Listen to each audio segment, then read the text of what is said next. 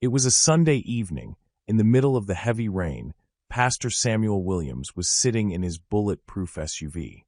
He was heading to his yearly concert when he noticed a small boy sitting on a plastic crate, right in the middle of the rain.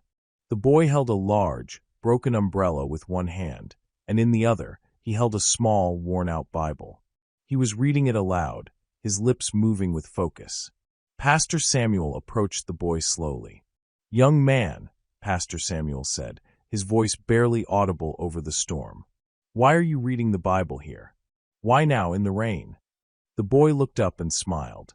"Because the rain reminds me that God is washing the earth, sir. And the Bible, it keeps me warm inside. If I don't read it, the hunger hurts more. So I stay here and read until the feeling goes away. It makes me stronger than the hunger." Pastor Samuel was a man of great power, a billionaire pastor whose voice could move mountains of people. Yet today, he felt like a student in front of his master. He was stunned. This boy had nothing but a broken umbrella and a wet Bible, yet his faith was like a rock. Pastor Samuel knelt in the mud, not caring about his expensive clothes. "Please come with me. Please." The boy looked him in the eyes and shook his head. "No, sir. Sit back, relax, and enjoy this unforgettable, powerful story unfold." Back at home, a few hours before, Pastor Samuel's own children were giving him a headache. He was sitting in his home office, a room filled with books bound in leather and furniture that cost more than a small school. He looked out the window, but his eyes weren't on the beauty of his sprawling garden. They were on his son, Chris, who was currently stumbling out of a luxury sports car with two women who were laughing way too loudly for a Sunday afternoon. Chris was 24, a serial womanizer who used his father's name to open doors and his father's credit cards to close bars. Pastor Samuel turned away, his heart heavy, only to hear the sound of a glass breaking in the hallway. He opened his door and saw his daughter, Nicole. She was 21, her eyes were bloodshot, and she was shaking. Pastor Samuel sighed and said, "Nicole, it is only 2 o'clock in the afternoon. Why are you drunk again?" Nicole looked at him with a cold, distant stare and replied, "Dad, don't start with the preaching. I have a headache, and your voice is making it worse. Just give me some money so I can go out and get some peace." Pastor Samuel shook his head, his voice trembling with emotion. "Money, that is all you and your brother want. I raised you in the church. I taught you the word. We prayed every morning. How did we get here?" Nicole laughed, a sharp, bitter sound. "You raised us in a museum of religion, Dad. You were too busy saving the world to see that we were drowning in your shadow. Now, are you going to give me the cash, or should I go sell one of your watches?" Pastor Samuel felt a sharp pain in his chest.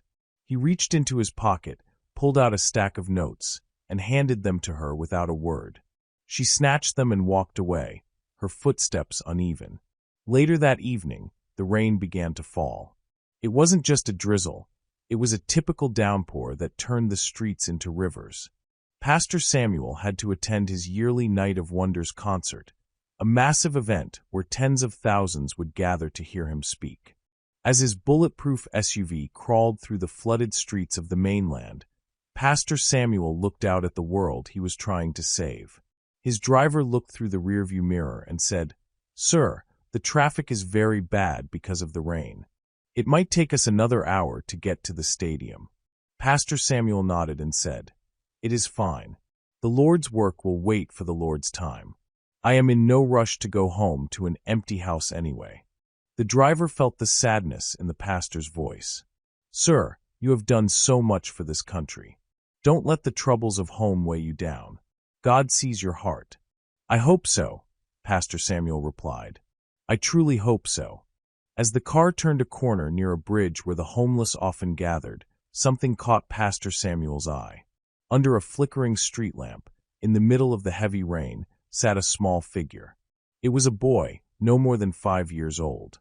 He was sitting on a plastic crate, wearing a shirt that was 3 sizes too big and covered in dust and mud. But it wasn't the boy's appearance that shocked Pastor Samuel.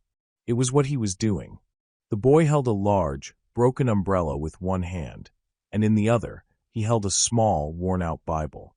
He was reading it aloud, his lips moving with focus, seemingly oblivious to the cold wind and the splashing water from passing cars. Pastor Samuel leaned forward, his face pressed against the glass. "Stop the car. Stop the car right now." The driver slammed on the brakes, the tires splashing into a deep puddle. "Sir? What is wrong? Is everything okay?" Pastor Samuel didn't answer. He pushed the door open, ignoring the rain that immediately soaked his expensive suit. He stepped out into the mud, his eyes fixed on the child. Pastor Samuel approached the boy slowly. The rain was drumming against the broken umbrella, and the sound of the city was a dull roar, but the boy didn't look up until Pastor Samuel was standing right in front of him. "Young man," Pastor Samuel said, his voice barely audible over the storm, "what are you doing out here in this weather?" The boy looked up. His face was thin, and his eyes were large and bright, filled with a strange kind of peace that Pastor Samuel hadn't seen in years. He didn't look afraid. He looked curious. "I am reading, sir," the boy said in a small but firm voice. Pastor Samuel looked at the book in his hands. It was a Bible, its pages swollen with moisture and yellowed with age. "I can see that. But why are you reading here? It is dangerous and cold. Where are your parents?" The boy looked down at the Bible and then back at Pastor Samuel. "My mama died last year, sir. My papa, I don't know where he is. I live here under the bridge with the others." Pastor Samuel felt a lump in his throat. He, a man who lived in a house with 20 bedrooms, was looking at a child who lived under a bridge. But why the Bible? Why now in the rain? The boy smiled, and it was the most beautiful thing Pastor Samuel had ever seen. "Because the rain reminds me that God is washing the earth, sir. And the Bible, it keeps me warm inside. If I don't read it, the hunger hurts more.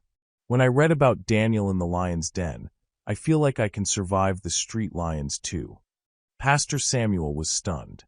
He knelt in the mud, not caring about his clothes. "Do the other boys here help you?" The boy shook his head. "No, sir. They mock me. They call me Pastor Boy and Sissy. They tell me I am too soft for the streets. They say I should learn how to pick pockets and steal phones if I want to eat. Sometimes when my stomach feels like it is eating itself, I think they are right. I get tempted to take things that aren't mine." "And what stops you?" Pastor Samuel asked, his voice trembling. The boy pointed to a verse in the Bible. "This part here. It says, 'Thou shalt not steal.' And it says that God will provide. So I stay here and read until the feeling goes away. It makes me stronger than the hunger." Pastor Samuel felt a wave of shame wash over him. He had everything, food, security, fame, and yet he spent his days complaining about his children. This boy had nothing but a broken umbrella and a wet Bible, yet his faith was like a rock. "What is your name, son?" Pastor Samuel asked. "My name is Kevin, sir," the boy replied. Pastor Samuel reached out and took the boy's small, cold hand. "Kevin, I am a pastor. My name is Pastor Samuel. I want you to come with me. I cannot leave you here in the rain." Kevin looked at the big, shiny car and then back at the bridge. "But what about my spot? If I leave, someone else will take my crate." Pastor Samuel smiled through his tears. "Kevin, you won't need a crate where we are going. You will have a bed, and you will have books that aren't wet, and you will have food every single day." Kevin looked skeptical. "Is there a catch, sir? Do I have to work for you?" Pastor Samuel shook his head. "No, Kevin. You just have to be yourself. You have taught me more in 5 minutes than I have learned in 50 years. I think God sent me here tonight not to give a concert, but to find you." The driver came over with a large, sturdy umbrella to cover them both. "Sir, we really must go. The crowd is waiting." Pastor Samuel looked at Kevin. "Kevin, will you come?" Kevin closed his Bible carefully and tucked it inside his oversized shirt. "Okay, Pastor Samuel. If God sent you, then I should follow." They got into the car, and the contrast was staggering. Kevin sat on the fine leather seats, his wet clothes leaving a mark, but Pastor Samuel didn't care. He wrapped his own designer jacket around the boy's shoulders. As they drove toward the stadium, Kevin looked out the window at the bright lights of the city. The world is very big, isn't it? Yes, it is, Pastor Samuel said. And you're going to see all of it. When they arrived at the stadium, the organizers were frantic. Pastor, you're late. And you're soaked. What happened? Pastor Samuel walked onto the stage, still wearing his mud-stained trousers, holding Kevin's hand. The crowd of 50,000 fell silent.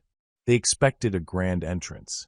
Instead, they saw their leader looking disheveled, standing next to a small, dirty boy. Pastor Samuel picked up the microphone.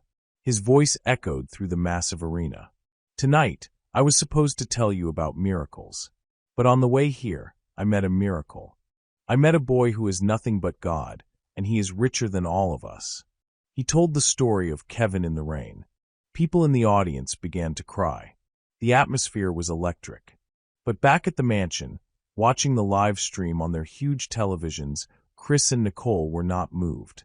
They were annoyed. Who is that little brat? Chris asked, pouring himself another drink. Dad is losing it. Bringing a street kid onto the stage? It's bad for the brand. Nicole sneered. He's probably just a prop for the sermon. Dad loves a good story. But if he thinks he's bringing that dirty kid into this house, he's got another thing coming. The next morning, the Williams mansion was tense. Kevin had been washed, fed, and given a room that was larger than any place he had ever lived.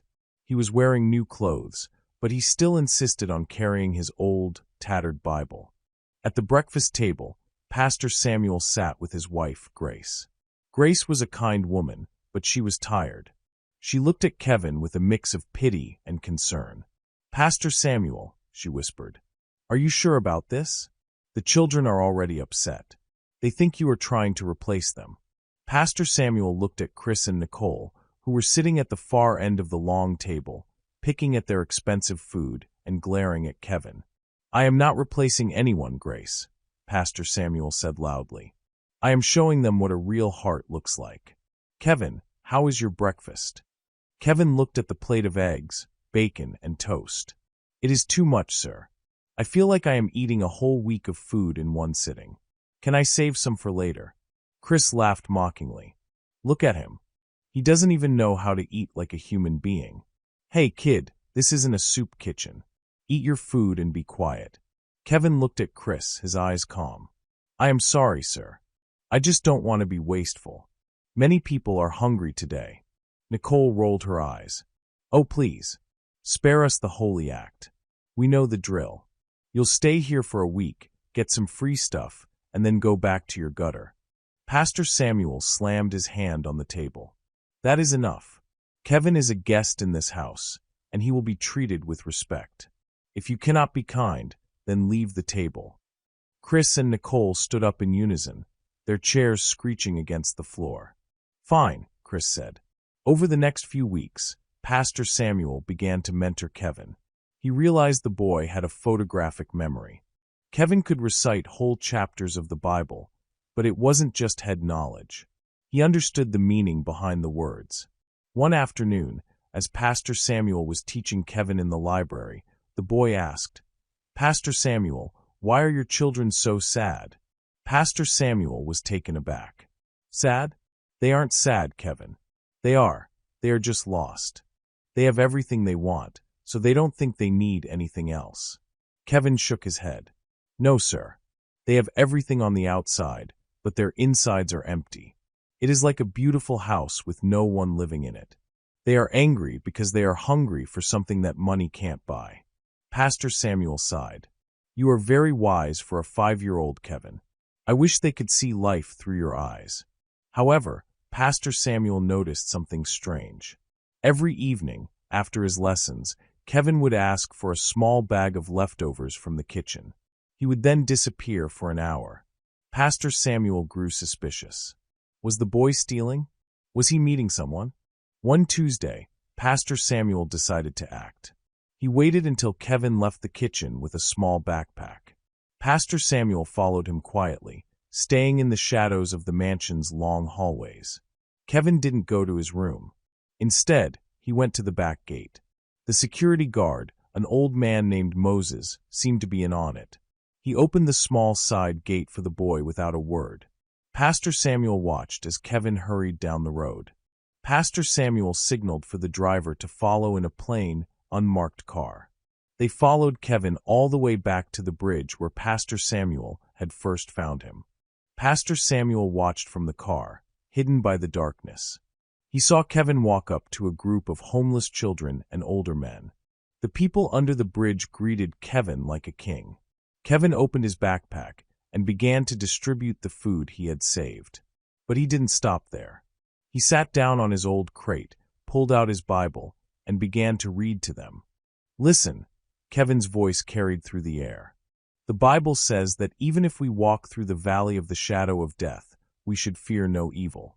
I was in the big house today, and I had a big bed. But I missed you all because I know you are still in the valley. I brought you bread for your bellies and the word for your souls." One of the older men, a rough-looking man with a scarred face, said, "Kevin, why do you come back? You made it out. You're with the rich pastor now. You should forget us." Kevin looked at the man and said, "If I forget you, then I have forgotten God. Pastor Samuel is a good man, but he has a heavy heart. I come here to remember that I don't need the big bed to be happy. I only need the truth." Pastor Samuel, watching from the car, felt a tear roll down his cheek. He realized that Kevin wasn't just a boy he had rescued. Kevin was a light that was trying to shine in both the darkness of the streets and the darkness of Pastor Samuel's own home. Suddenly, a group of older teenagers approached Kevin. They looked aggressive. "Give us the bag, kid. We know you have more." Kevin didn't move. "I gave you what I had. The rest is for the others." One of the teens pushed Kevin, and he fell to the ground. "Don't lie to us. We'll take what we want." Pastor Samuel couldn't stay in the car anymore. He jumped out, shouting, "Leave him alone." The teens scattered when they saw the tall, imposing figure of the pastor. Pastor Samuel rushed to Kevin's side. "Kevin, are you hurt?" Kevin brushed the dirt off his knees and smiled. "I am fine, sir. They are just hungry. Hunger makes people do things they don't want to do." Pastor Samuel hugged the boy tightly. "I am so sorry, Kevin. I shouldn't have let you come here alone. But I see now what you are doing. You are a true shepherd." The realization hit Pastor Samuel like a lightning bolt. He had been trying to change his children with money and lectures, but Kevin was changing people with sacrifice and love. When they returned to the mansion, Pastor Samuel called a family meeting. He sat in the center of the living room, with Kevin sitting beside him. Nicole and Chris were there, looking bored and irritated. Grace sat quietly, sensing that something big was about to happen. "I have made a decision," Pastor Samuel said, his voice firm and echoing through the room. "I have spent my life building an empire. I thought I was building it for my children, but I see now that I was building it for people who don't value it." Chris sat up. "What are you talking about, Dad?" Pastor Samuel looked at his son. "Chris, you have had every opportunity. I sent you to the best schools in the world. I gave you cars, houses, and an allowance that most people can't earn in a lifetime. And what have you done with it? You have used it to satisfy your own lusts and pride." He turned to Nicole. "And you, Nicole, you have used your freedom to destroy yourself. You mock the very faith that paid for the clothes on your back." Nicole scoffed. "Here we go again. The Sunday morning sermon on a Monday night." "No," Pastor Samuel said, his eyes flashing with a cold intensity. "This is not a sermon. This is a legal notice. Tomorrow, I am meeting with my lawyers. I am changing my will." The room went deathly silent. Even Chris dropped his phone. "I am naming Kevin as the sole heir to my estate and my ministry," Pastor Samuel declared. Grace gasped. "Pastor Samuel, he's only 5 years old. He is 5 years old and has more character than both of my adult children combined," Pastor Samuel replied. "He will be raised under my guidance and the guidance of the church elders. When he comes of age, everything, the houses, the investments, the ministry, will belong to him." Chris stood up, his face red with rage. "You can't do that. That's our money. You can't give it to a street rat you found a few weeks ago." Pastor Samuel stood up to face his son. It is not your money, Chris. It is God's money, and I am merely the steward. And as a steward, I have decided that you and your sister are not fit to manage it. You will be given a small monthly stipend, just enough to survive in a modest apartment. If you want more, you will have to work for it, just like everyone else. Nicole was shaking now, but this time it wasn't from withdrawal. It was from shock. You're kicking us out? For him. I am not kicking you out, Pastor Samuel said sadly. I am giving you the chance to find yourselves. You have been blinded by wealth. Perhaps in having less, you will find what Kevin found in the rain. The next few months were a whirlwind. The news leaked to the media. Billionaire pastor disinherits children for homeless boy. The scandal was huge, but Pastor Samuel didn't care. He spent his days mentoring Kevin, teaching him about business, theology, and leadership. But Kevin didn't change. He still wore simple clothes. He still saved his leftovers. And he still went to the bridge, but now he went with a van full of supplies and a team of doctors that Pastor Samuel had hired. One day, Kevin said to Pastor Samuel, "Pastor, why are you doing this? I don't need the money. I told you, I only need the truth." Pastor Samuel knelt down to the boy's level. "Kevin, the world needs people like you to have the resources to do good. If I leave my wealth to Chris and Nicole, it will be gone in 5 years, spent on vanity. But if I leave it to you, it will feed the hungry and heal the sick for generations. You aren't just an heir, Kevin. You are a promise." Meanwhile, Chris and Nicole were struggling. For the first time in their lives, they had to pay rent. They had to take the bus. Chris tried to get a job, but he had no skills and a bad reputation. Nicole went into rehab, finally hitting rock bottom when she realized her father wasn't going to bail her out this time. 5 years passed. Kevin was now 10 years old, a young man of incredible poise and intelligence.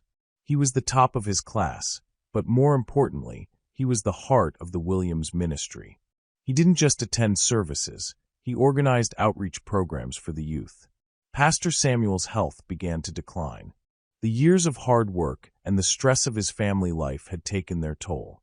He was resting in a chair in the garden when a visitor arrived. It was Nicole. She looked different.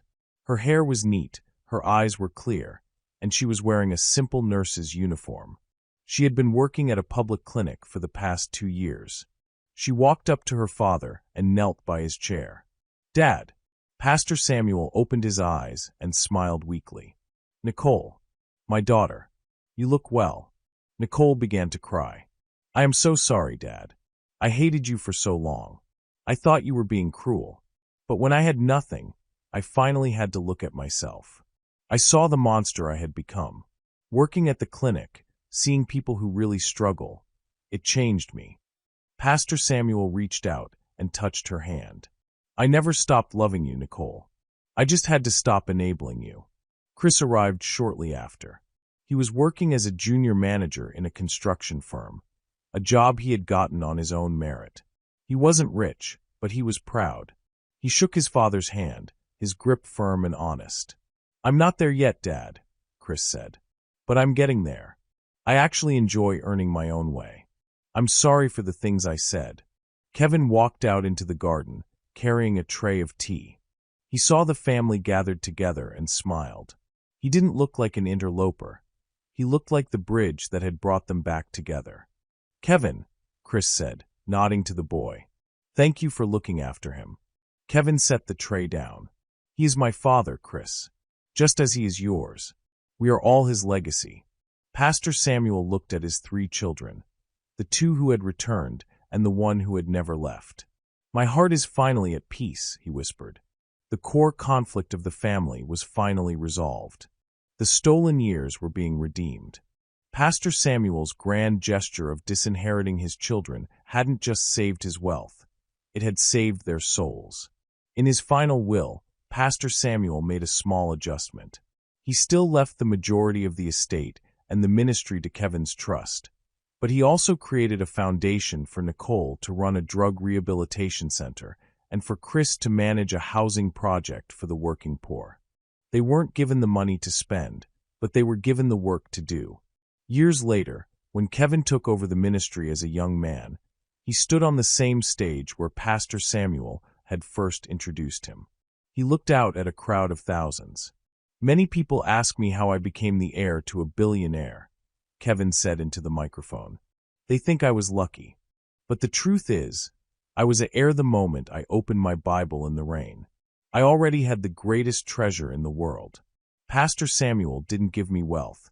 He gave me a platform to share the wealth I already had." The ministry grew larger than ever before. Under Kevin's leadership, it became a global force for good, building schools, hospitals, and churches in the most forgotten corners of the world. Chris and Nicole were his most trusted advisors, having found their purpose in service rather than in status. The story of the boy under the umbrella became a legend in the city, a reminder that God doesn't look at the size of your house, but the size of your heart. This story teaches us that true greatness is not found in the things we possess, but in the character we keep when we have nothing. Pastor Samuel had all the money in the world, yet he was poor in spirit until he met a boy who was rich in faith despite his poverty. Never judge a person by their circumstances, for the one you see shivering in the rain today may be the one who leads you to the light tomorrow. Remember, your faith can move mountains, but your love can change the world. Thank you for watching, and may you find your own Bible in the rain.